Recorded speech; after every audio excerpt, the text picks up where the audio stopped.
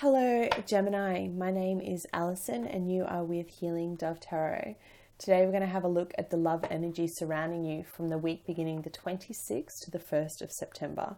I've already pre-shuffled your cards, but before I get started I did want to let you know that on the 26th we do have a full moon in Pisces, okay? This full moon is particularly going to be about, in terms of love, about how we relate to others. So Pisces as a sign is all about spirituality, creativity, increased awareness in those kind of realms. It's about balancing your feelings and following your heart.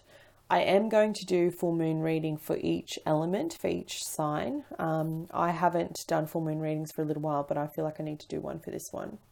Also important note, Mars is moving out of retrograde on the 27th, so it's going direct. So that's going to affect your sign too. But let's get started.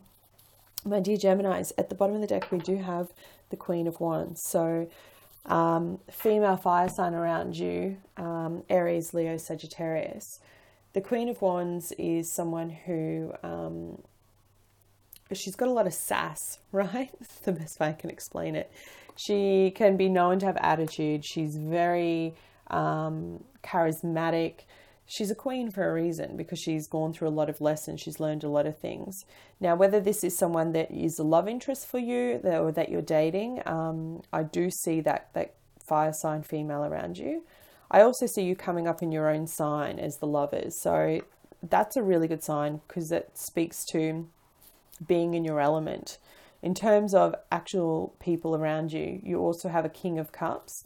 So for the ladies who watch, that's a male water sign. So you're looking at Cancer, Scorpio, Pisces. I also have a female air sign. So Gemini like yourself, Libra or Aquarius. So there's a lot of people involved in this reading and there's a lot going on.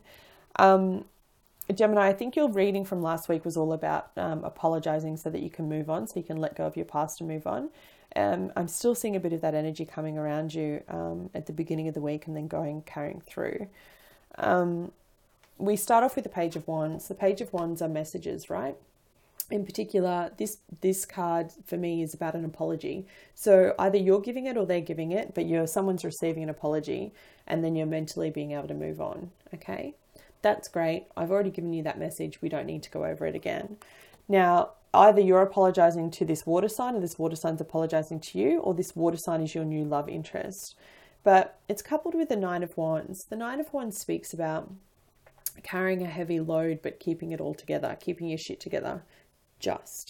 So I feel like maybe perhaps the timing of this new love interest isn't ideal and it's causing you a little bit of stress because you do have, as you come up towards the weekend, you have the Five of Swords coupled with the Queen of Swords. So this Queen of Swords could be representing you if you're female watching. Gender is really not specific, but it could be about how you're just kind of a little bit exhausted about dealing with your past and what's going on and being able to move forward to the future.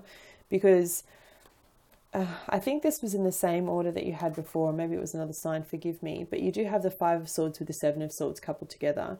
This is sneaky behavior. This is defeat, winning a battle, but at what cost? And this is all about sneaky behavior, someone doing the dodgy. The combination of these two cards is not great, I have to be honest with you.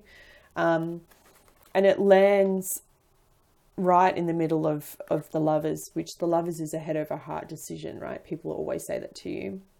It represents choice.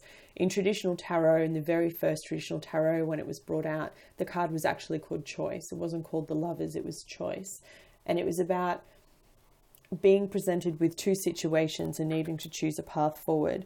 Someone's apologizing to you, you're apologizing to someone, and you have a choice about moving on mentally, not emotionally, this sword's mental, or accepting that apology, but knowing that that person still has a little bit of sneaky behavior, or accepting that apology or giving that apology and then moving on to your future. So it's going to play out differently for each of you. And just remember, this is a general reading, so it might not resonate for you this week. And if it doesn't, that's fine. It's not for you. But I do have to call the cards as I see them. There is some sneaky, shady behavior here. What I do like, though, is you've got a bit of a progression, right? So you've got the Five of Swords, the Six of Swords, the Seven of Swords. So it's showing me that you're moving through that energy. And then as we come towards the end of the week, you're making that decision, you're showing up in your element. And I think when we do the reading again, coming into September, it'll be a totally different scenario for you again. For my singles, just know that be cautious, okay? Cautious is the word, yeah. Be cautious with who you're dating and who you're opening up your heart to. For my couples, same message. Be cautious. Okay. Singles, can I have additional guidance for my singles? Single Geminis from the week beginning the 26th to 1st of September. What do they need to know? Please show me. Thank you, Spirit. We have two. I'm going to take both. Didn't I say you're progressing? You have the Eight of Swords here. So you go 5 of Swords, 6 of Swords, 7 of Swords, 8 of Swords, right? You're getting out of this, even though you feel like you're not, even though you feel like it's the same story going over and over and over again. You're getting out of it. And you need to trust your intuition. But I'll read for you the cards in a moment. And for couples, please show me, what do couples need to know? Additional guidance for couples. Yang. You've got Yang, which is the very first card in this deck, and it all speaks about being proactive and taking action. All right, singles.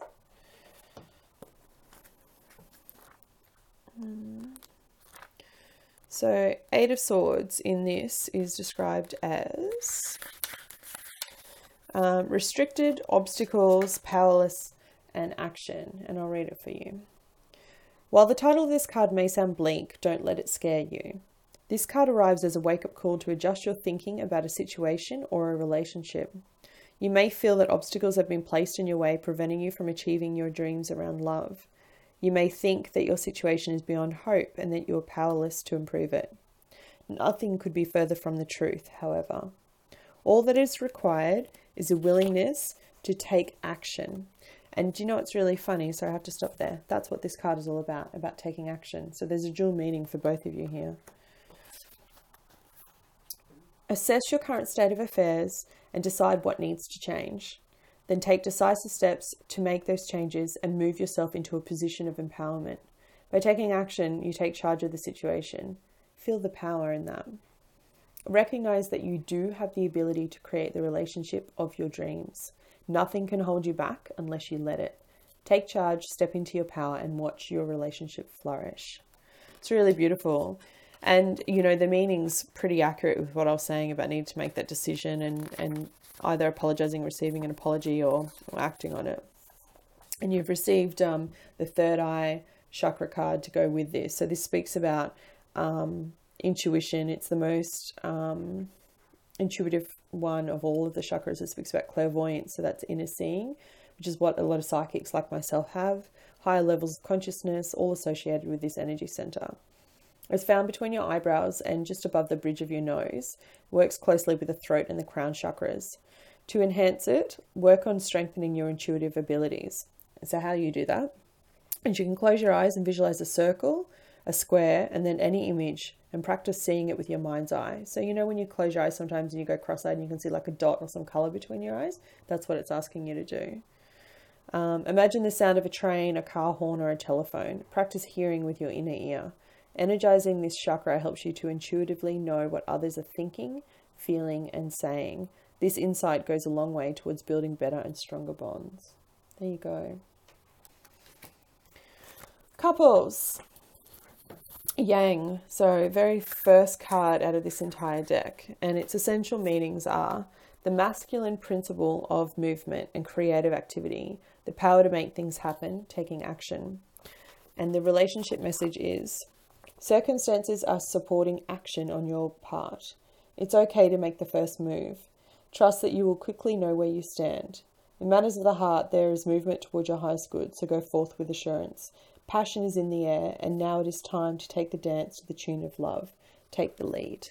So couples, if you've had some arguments or some petty arguments and you're at a bit of a standstill and you're not really getting on well with your partner, well, the invitation here is about taking the lead and choosing to hold out the olive branch and fix it. You don't always have to be right, yeah? Doesn't necessarily mean that you condone behavior, but it means that you're trying to fix it for the greater good so that you can come back into this loving energy as we move into September. Okay, my lovely Geminis, I hope you found this reading helpful. It was a pleasure doing it for you. Please do like, share, and subscribe. I love reading all of your comments if you have time to write one below. And I'll be back with you next week. Take care.